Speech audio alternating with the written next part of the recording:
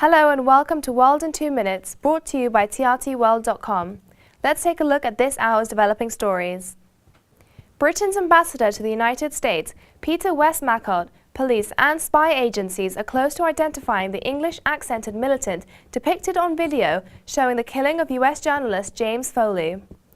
Westmacott said that we're not far away from naming the man in the ISIS group video.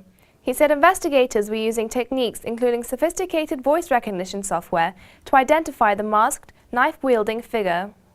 State media said China has executed 8 people for terrorist attacks in its restive far western region of Xinjiang. The execution included 3 attackers who masterminded the car crash in the capital's Tiananmen Square in 2013. Xinjiang is the traditional home of Muslim Uyghurs who speak a Turkic language, and China has attributed attacks there because they seek to establish an independent state called East Turkestan.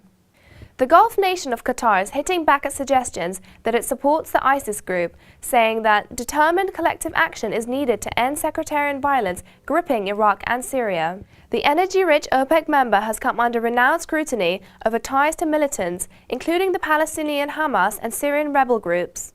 A German official last week suggested that Qatar may also play a role in funding ISIS, which is fighting in Iraq and Syria and recently beheaded American journalist James Foley.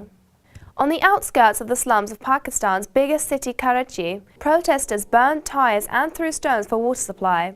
They demand water at least once a week. People go days without getting water from city trucks, sometimes forcing them to use groundwater contaminated with salt. A recent drought has only made the problem worse, and as the city of roughly 18 million people rapidly grows, the water shortages are only expected to get worse.